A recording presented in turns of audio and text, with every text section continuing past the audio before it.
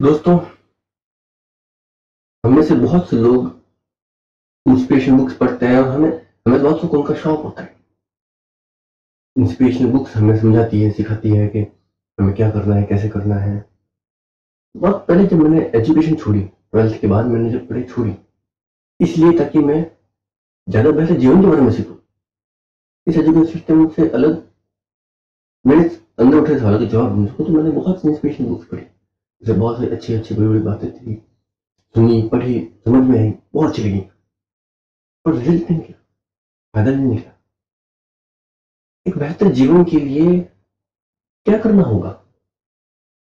बहुत कुछ है। जब भी हम इस बारे में सोचते हैं, हमें पता चलता है कि ये बहुत बड़ा सब्जेक्ट है और एक किताब या एक चैप्टर हमें सब कुछ नहीं सिखा सकता। तो फिर करना क्या है? तो जब मैं इस तरह की उलझन में था कि हाँ, मैंने कुछ जानना पर यूजफुल नहीं हो रहा है, तो मेरे दिमाग में एक सवाल आया, इसे करने का सबसे पहला स्टेप क्या है? सबसे पहले क्या करूं? शुरुआत कहां से करूं? कोई मुझे बताओ, पहला कदम क्या है? सबसे पहले मेरा कदम क्या उठाना है? तो इस वजह से मैंने काफी सोचा, किताबों में भी जांचा, जाना, ढूंढा, विचार किया कि आखिर वो पहला कदम क्या है। काफी बात दिमाग में आई और काफी सोचते समझने के बाद मुझे एहसास हुआ, सबसे पहला कदम है शांति। जब तक हमारा दिल और दिमाग शांत नहीं है, तब तक बेहतर जीवन के बारे में जानने की हमारी सारी जानकारी, सारी समझ वो काम नहीं करेगी।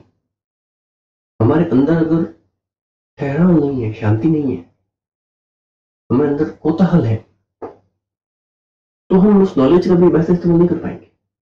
ये कुछ ऐसे है जैसे जैसे आप अपने कंप्यूटर को बहुत ज्यादा डाटा प्रोसेस करने के लिए दो, तो क्या होगा? कंप्यूटर का काम कंप्यूटर करना है, वो कंप्यूटर कर लेगा, पर वो हैंग होगा, वो गर्म होगा और वो खराब भी हो सकता है। तो सबसे पहले जरूरी है कि हम शांत हो। चार्ल्स शोबराज के बारे में हम सभी सुना होगा। चार्ल्स शोबराज एक बहुत ही फेमस ठग थे। उन्होंने कई लोगों की जायदादें और धन दौलत लूटी और उन्हें मारकर जमीन में गाड़ दिया।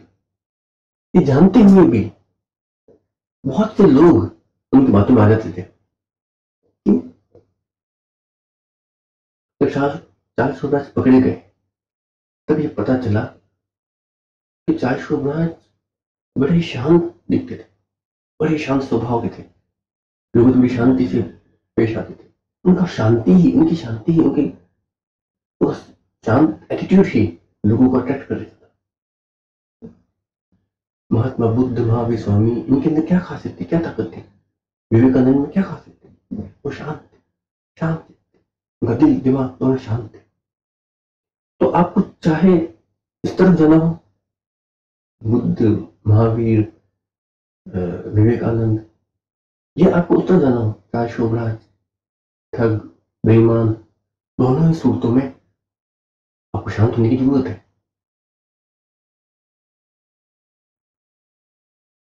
काफी सोचने समझने और इस विषय को जानने और इसको जीवन में इस्तेमाल करने की कोशिश करते हुए मैंने महसूस किया कि वाकई में एक शांत दिमाग वाला आदमी एक गुस्से से भरे आदमी से कहीं ज्यादा बेहतर परिणाम निकाल पाता है।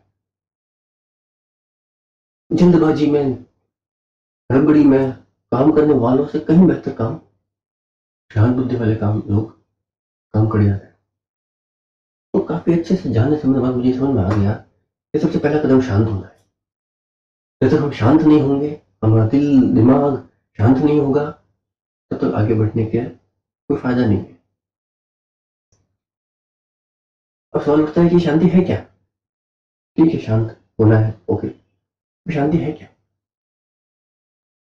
यही मेरे दिमाग में था सवाल कि शांत तो होना है, ठीक है, पर शांत हूं कैसे? क्या करूं? शांत कैसे होते? शांति क्या होती है?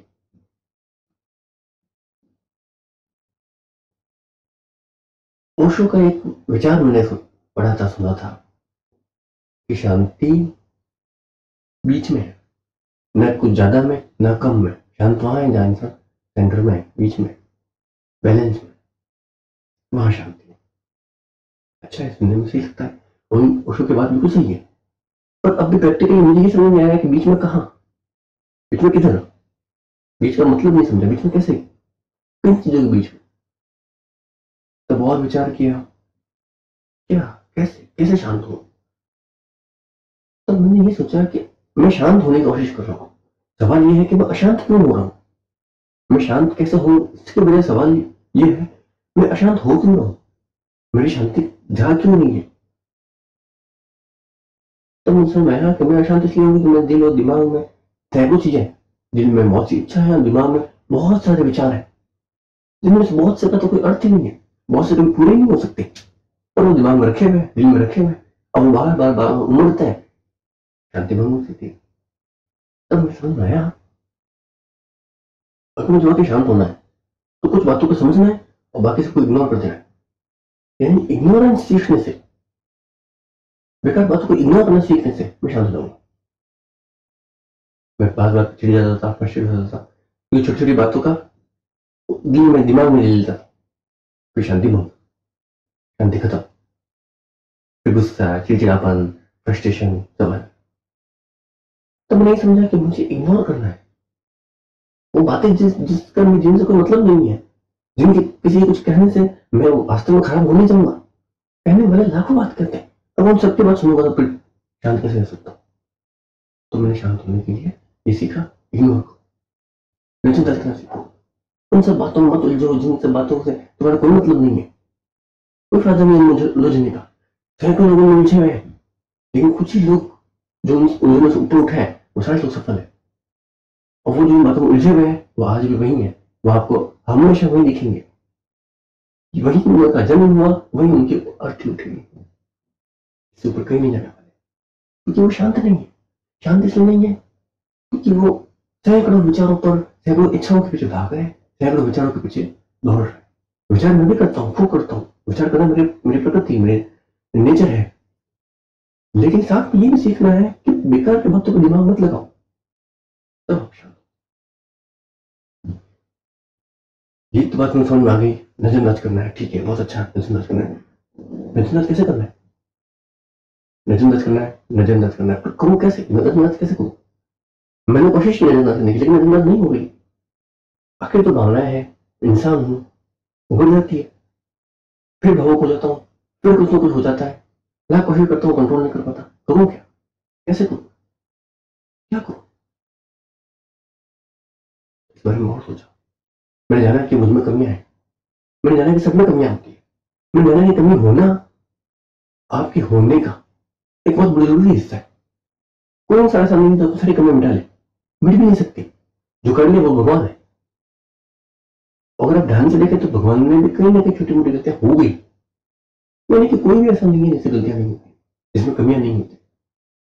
तो बस ये सोचा, एक बार तो दिमाग शांत हो गया, एक चीज की तरफ से तो मैं दिमाग क्लियर हो गया, ठीक है मुझसे गलतियां हो जाती, उसे उसे छोड़ दो, खुद को माफ करो, आगे बढ़ो, हो जाती है गलतियां, छोटी मोटी गलतियां सबसे हो जाती है, खुद को माफ करो, आगे बढ़ो, उसको उतना हैवी मत लो। पर अब भी ऐसा क्यों नहीं, तुमसे कहा शांत हूँ कैसे। तो कहीं ना किसी ने मुझसे कहा, कहीं से जाना, बहुत से लोग बात करते हैं मेडिटेशन, मेडिटेशन बहुत जरूरी चीजें हैं, मेडिटेशन से ये हो जाता है, वो हो जाता है, मेडिटेशन के चमत्कार पर तो लोग सैकड़ों बातें करते हैं। ऐसे लोग जिन्होंने कभी मेडिटेशन किया ही नहीं होता है, जो जानते नहीं कि मेडिटेशन होता क्या है, वो भी मेडिटेशन की तारीफ करते हैं। और जब इतनी तारीफ करते थे, मैंने सोचा मेडिटेशन में कुछ तो ऐसी बात हो, मेडिटेशन करके देखते हैं, ट्राई करके देखते हैं। मेडिटेशन सीखने के लिए मैं जो मेडिटेशन सेंटर था कोई, वहाँ गया, कुछ समय वहाँ खर्च किया, उन्होंने मुझे मेडिटेशन के बारे में समझाया, बताया, ढेर सारी बातें, ढेर सारी बातें जो सर के ऊपर से गुजर गई, कुछ पल नहीं पड़ा, क्या है मेडिटेशन, और उलझ गया मेडिटेशन के विषय में, इमला पीड़ा ऐसा वैसा पता नहीं क्या क्या बातें थी, अच्छी थी, सही थी, मैं भी ना गलत करते, मेरी समझ में नहीं आई, मेरी समझ में बिल्कुल भी नहीं बैठी। मैंने सोचा यार ये चीज करनी तो है, पर समझ नहीं आ रहा कैसे करूं। फिर ठंडे दिमाग से सोचा, तो मैंने मेडिटेशन को एक बेहतर तरीके से समझने की कोशिश की, आसान शब्दों में समझने की कोशिश की। मैं आपको वो आसान शब्दों में समझाता हूँ, हालांकि मेडिटेशन में और भी बहुत कुछ होगा, बहुत आगे आगे ऊपर ऊपर तक है, वो लोग जो समझते हैं जानते हैं वो ग्रेट लोग हैं, मैं उतना ग्रेट नहीं। लेकिन मुझे जरूरत होती है, मैं आसान सी बात, मेडिटेशन क्या है। कहीं पर भी बैठ बैठ जाइए, कुर्सी पर या जमीन पर, जहाँ से खुली हवा हो, आराम हो, शांति हो, शोर ना हो, डिस्टर्बेंस ना हो, और बस सांस आती है उसे ध्यान दीजिए, आई गई, ध्यान दीजिए गई। इसके बाद में दिमाग में विचार आएंगे, कुछ लोग कहेंगे विचारों को रोको, मैंने वो भी कोशिश की, नहीं रुकते, ला कोशिश करो, नहीं रुकते। मैं समझते विचार रुकेंगे नहीं, आते हैं आने दो, जाते हैं जाने दो, उनको ध्यान मत दो। तो मेडिटेशन असल में अपने दिमाग में आ रहे सैकड़ों विचारों को, बेकार के विचारों को नजरअंदाज करने की प्रैक्टिस है। मुझे ये समझ में आया, जब मैंने ये समझा कि सिर्फ दिमाग में आ रहे बेकार के विचारों को नजरअंदाज करना है और किसी एक विचार पे, यानी कि सांसों पर ध्यान देना है। बाकी जो विचार आ रहे हैं उनको नजरअंदाज करना है, आते रहेंगे जाते रहेंगे, उनको फोकस मत करो, उनके पीछे मत भागो, बस इतना ही। तो मेडिटेशन को चमत्कार नहीं है, मेडिटेशन को चमत्कार नहीं है, मेडिटेशन सिर्फ ट्रेनिंग, एक प्रैक्टिस है दिमाग की, कि कैसे हम दिमाग को ट्रेन करें कि वो जरूरी और मुद्दे की बात पर ही विचार करें, बेकार की बातों को इग्नोर करना सीखें। तो दोस्तों, शांत बनिए, सबसे पहला कदम यही है। उम्मीद करता हूँ मेरे ये विचार, मेरा ये ब्लॉग आपको पसंद आया हो। अगर आपको पसंद आए तो लाइक कीजिए, सब्सक्राइब कीजिए। आप लोगों का सहयोग मेरे लिए बहुत महत्वपूर्ण है, बहुत कीमती है। ये समझ लीजिए,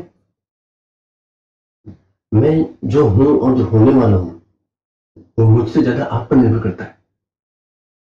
आपके सहयोग के बिना मैं कभी भी जिंदगी में वो नहीं बन सकता जो मैं बनना चाहता हूँ, वो नहीं कर सकूंगा जो मैं करना चाहता हूँ। इसलिए मुझे सपोर्ट कीजिए, समर्थन लीजिए, लाइक कीजिए, सब्सक्राइब कीजिए। इसी के साथ मैं अक्षित शर्मा आप लोगों के बेहतर जीवन की कामना करते हुए आप लोगों से विदा चाहूंगा। फिर मिलेंगे अगले ब्लॉग में, तब तक के लिए गुड बाय। और ये वीडियो देखने के लिए बहुत बहुत शुक्रिया।